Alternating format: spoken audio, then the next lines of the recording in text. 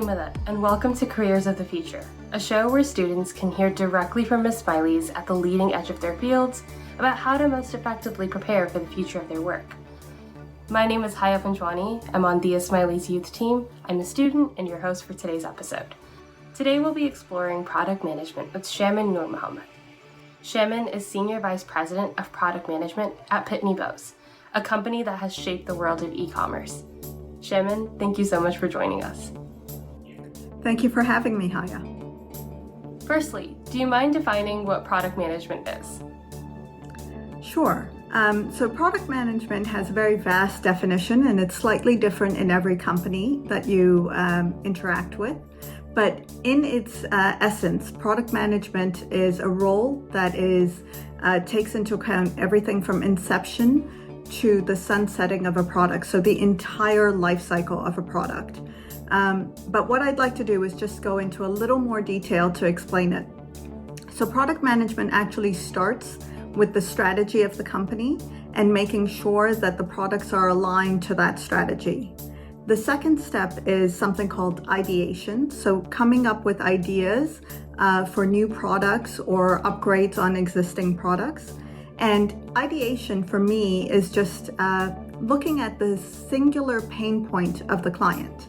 So think about your life and what you've had to do, and take examples like going in a car. In the olden days, we used to have to look at maps and make sure we got to the right place. Now, someone looked at that and said, well, how can I eliminate that problem? So GPS kind of came into effect. That is kind of the ideation and looking at that pain point part of the process.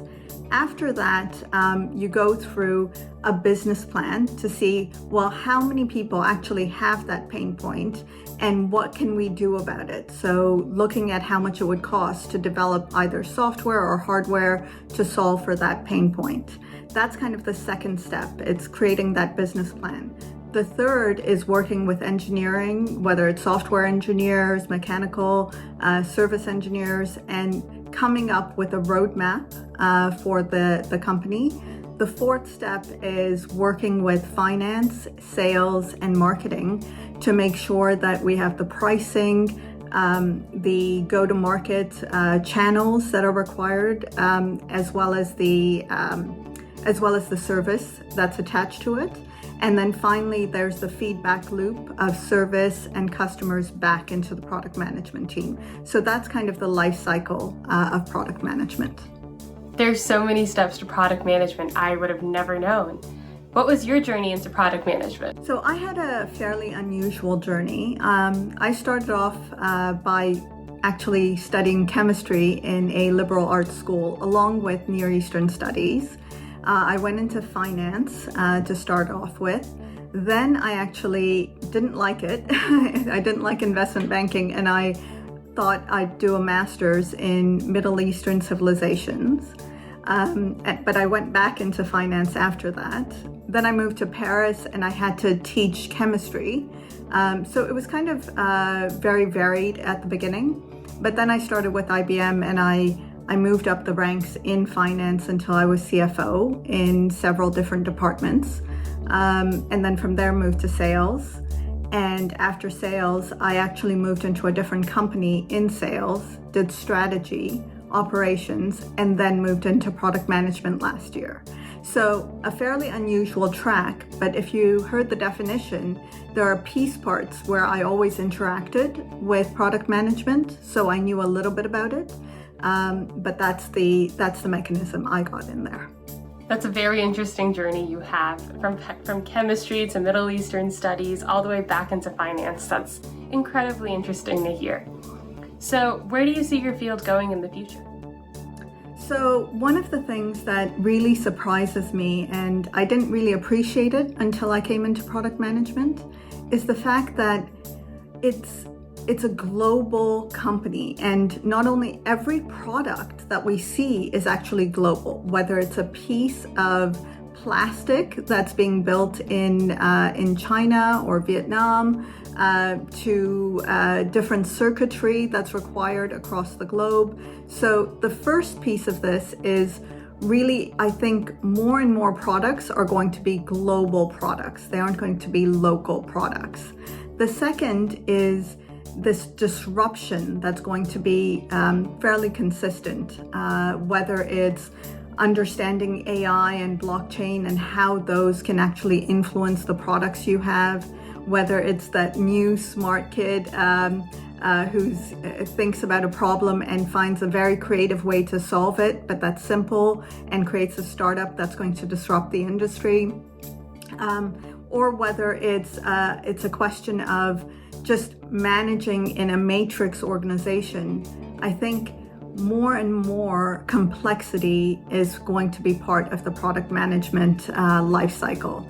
So one of the things that I think I'm trying to teach my kids is there won't be a single company that you're going to be a part of for the rest of your life. I remember when I first started at IBM, they actually hugged me saying, "Welcome to the family," because it was assumed that I would stay there until I retired. That had been, I would say, the previous generation's view of job and job security. In today's world, I wouldn't be surprised if people moved, 5, 6, 7, 10 times within their careers. So I think that movement and that constant learning and constant disruption will be part of this space as we go forward. Very interesting to hear how we can expect to move between different companies throughout the course of our field. What skills does someone need to enter and thrive into the field of product management? So I think the first skill and the most important skill is being curious. You'd be surprised at how much that curiosity will come in handy. It's being able to understand where that pain point is of the client. So one of the things you can actually actively cultivate is trying to find how you make things better. So when you're doing any piece of work and you think, I wish that, and then fill in the blank, that becomes a product management interest. So let me give you an example. When we used to go on a scale and you saw your weight and suddenly it went up, it would be great to have a view of whether that was, whether that was muscle or whether that was fat or whether that was water. And so the new product management came up and said, okay, we'll do a scale that actually allows you to do that. Then someone went on that same scale and said, I wish there was an easy way for me to track this. And so you had the app that was created. So it comes up with the problems and just those pain points, those little annoyances, and being aware of that and making a note of that will become a really important skill to have. The second one is the ability to adapt. Now, I know that a lot of people talk about that, but given our world, the ability to move from one function to another, the ability to understand that conversation and listen to what the other departments actually need is going to be a very important skill set. So I would not be scared of moving from different areas, whether it's marketing, finance, operations. Moving in between these functions will just give you a broader base to work in product management. So every skill you actually develop in any kind of company will help you in product management. So there isn't a single skill, I would say, that you absolutely have to have. But what I have noticed is individuals who don't have that financial acumen, the ability to actually do business cases and understand market dynamics, they aren't as great product managers as those who do. So the third skill I would say is make sure you have enough financial acumen in order to move in this space. Speaking of corporate sectors, as a woman in the corporate world, what advice do you have for other women? So it's interesting. I actually wrote a book about this because there are a few things that I think women do that men naturally don't do. There was a study actually done by HP and McKinsey where they did a little test. They took people, men and women of the same caliber, and they gave them the opportunity for promotion. And they put a list of criteria as to what would be required for that promotion. Men applied if they met about 60% of the criteria. Women applied only when they met 100% of the criteria. What I try and tell women is go and stretch yourself. Don't be scared to stretch yourself because you will learn on the job, right? So the first thing I would say is don't be scared about not knowing everything on that criteria list because you aren't expected to. There's no perfect candidate. There's a candidate who can grow into the role. The second thing that I wanted to kind of counsel women on is don't automatically take yourself out of the running because of what might happen. So for example, I see a lot of women who won't go for that next level because they believe that one, they might not be able to have their work-life balance, or they might want to have children, or they're following their spouse to a different part of the world. So they're kind of opting out of work, or at least opting out of challenging work. And all I would say is don't do it before you have to. And even when you have to, you'd be surprised at what companies are willing to do in today's day and age with all of the digital pieces that are available for us. There's a lot more we can do and keep our foot in the door of these corporate enterprises. And finally, the third one is, I would say, manage your expectations. A lot of people talk about work-life balance, and I don't think about it as work-life balance because at any given point, your life isn't balanced. There's something more important than the other. So when you're traveling for work, you can't be at home with the kids. Or when you're with your children's recitals or parent-teacher interviews, you will be missing out on certain conference calls that might be required. So there's never really a balance. What I call it more is work-life harmony, which means that just like in an orchestra, there are pieces, there are players who will do solos at different times, but at the end, it's just beautiful music. And so I think all women can have a beautiful life that's integrated with work as well as their personal life. They just have to understand that it's not going to be a perfect balance. It's just going to be a perfect harmony over time. I really like what you've said about work-life harmony. I think that's really interesting to hear. What about the intersection between liberal arts and the corporate sector? What does that look like?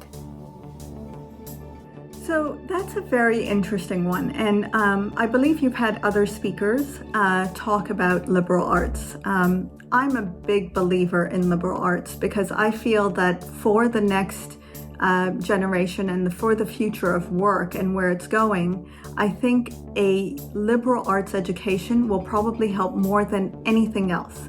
Because what does liberal arts do? It actually teaches you how to learn. It makes you a lifelong learner, and it helps you stop thinking that you cannot do this, that you cannot learn this new skill, even if it's later in life. Many of you may have read Malcolm Gladwell's book, The Tipping Point. He talks about 10,000 hours building expertise in any domain. So he studied a lot of different skill sets, and he noticed that this was pretty consistent. 10,000 hours and you're an expert in that domain. What you also should note is that at 100 hours, you're already quite good in that skill set. And at 1,000, you're excellent. So what this tells you is that, first of all, you can build any skill set. And secondly, if you want to pivot or you want to change even in the middle of your life or, after a couple of years, that is entirely possible. Just remember that 100 hours doing that particular function will make you quite good at it, and 1,000, you'll be excellent in that domain. So I think understanding that and living that through a liberal arts education actually helps you in the corporate world. What about if someone doesn't have a defined passion? What advice do you have to someone that doesn't know what they're going to do?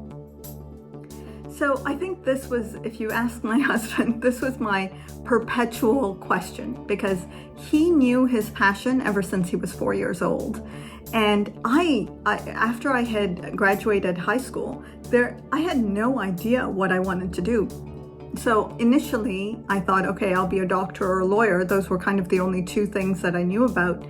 As I went through the university education, I realized I didn't want to do either one of those, but I didn't know what I wanted to do.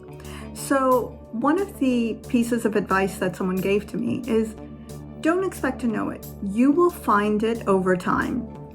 And so the first thing they said was, look at what you like doing, or at least what you're good at. So I was good at math, so I decided to go into finance as kind of the first step. Another individual gave me the piece of advice of, when you go into a bookstore, what section of the bookstore do you gravitate towards? Do you gravitate towards, politics and philosophy, or world events, or do you gravitate towards biographies? For me, it was gravitating towards leadership and business and, different ways of improving yourself. So given that I knew that slowly about myself, what I tried to build was a leadership profile in whatever job I had. So that was fairly consistent. So what I would suggest to students who don't know is, first, don't worry about it. Most people don't know. It's the very few fortunate ones who have had, some kind of glimpse of what they might like, and that's great. But I also don't think that's necessarily a lifelong thing. It might be a temporary one for 10 years, and then you might have a different passion. So if you don't know what your passion is, just look at what you're good at and start there, and look for jobs that cultivate that skill, because you'll be an expert, and at that point in time you can begin to test different fields. And one of the things that I also wanted to tell younger members of the Jamaat is, a lot of people are very interested in startups, and I think they definitely have a place. They are high risk, high reward, high energy areas to be in. But I would also encourage them to look at large corporations, because these large corporations are great at not only developing skill and talent and leadership, but they also allow you to move from different parts of the organization without compromising seniority. So you can easily move from finance to sales to marketing to product management, and you can try those different roles on and see how they fit. So just as an example, I had been doing finance for almost 17 years when someone actually pulled me into sales. And that was just accidental, because I went to a client because my boss, who was the general manager, could not go. So it went well, and someone saw that I could probably sell better than I thought I could. So they moved me into sales. And I have to tell you, I was petrified. I had not sold a thing in my life, and every single person had more experience. But given that this individual had a lot of clout, they also wanted me to be successful, and they encouraged me in this area. And it turned out, not only did I love sales, I never wanted to go back into finance. So large companies will allow you to do these tests and learn, and even fail and move back into an organization of comfort. But allowing yourself to do that when you're young is really important, because it will help you test the boundaries of what you like and what you don't like. That's really interesting to hear. Last but not least, what skills does someone need to enter product management for the first time? What are the first steps they might need to take? So I think the first steps actually are, no matter what field you go into, the first steps I think you have to do is learn more about yourself. So I would say start journaling in terms of what you've liked, what you enjoy, what you found interesting. begin to understand that about yourself, and that will help you find the roles that you want. The second step, again, this is general, and I wish someone would have told me this, is to build the right long-term habits. There's a great book called Atomic Habits by James Clear. I think that's one of the fundamental things that you need to know and actually develop for yourself before going into the work field. So it's about, sleep habits, eating habits, just reading, knowledge habits, learning habits, all of these things that will help you no matter what field you go into. In terms of product management, I would encourage people to do one additional step, which is try and find 2 or 3 products that you actually enjoy, right? So let's take, it could be like the iPhone, it could be electronics or technology, and start finding things that you don't like about it and the little pain points, and see how competition has solved for those pain points. And if it's not like technology, look at fashion, look at business to business kind of services. One of the great ones that I tell people to look at is something like Square. Square is a company that started again out of a pain point. I don't know whether you know, but about 10 years ago, when you were trying to get or 20 years ago, I'm aging myself here, when you were trying to get a taxi in France, I remember there was no way to pay except by cash because people didn't want to scan their credit cards. The taxi drivers didn't want to pay for a very expensive point of sale. So Square came out with this great little square kind of technology that you plug into your iPhone and then you scan the credit card. So every time you see kind of an interesting technology, learn a little bit more about it. And then what I say is layer on the effect. So if you like a technology, learn about its competition, learn about the different parts of the supply chain. Look at newspaper articles around it so that when you go to apply, you aren't going to apply and saying, okay, this is what I've studied. You could apply saying, this is what I've studied and this is what I think about the product. And suddenly the ears of the company will perk up. Like this individual is serious. They haven't just come here looking for a job. They are looking for this job. So that's kind of the next thing I would do. And then the final piece is, remember, companies don't want to necessarily hire just an individual. They want to hire for fit. So learn a little bit more about the company and ask really thoughtful questions. And then if it's a company that you really like, don't adapt if there's a different role. So if you wanted product management but they only had finance or operations, start there because you'll be able to move once you're inside the company because you'll have more knowledge around it. So those are kind of the pieces of advice I would give to get into product management. That's some really great advice. And thank you so much for your time, Shemin. Well, thank you, Haya, for having me. And of course, if I can do anything to help, or if you have smaller groups that would be more interested in product management or any of the other roles I've had, I would be happy to join a smaller group and have a longer discussion on the subject. Fantastic. And thank you all for joining us today. Stay tuned to Thea Smiley for future episodes where we'll be hearing from leaders in various fields to learn about how their industries are shaping the future.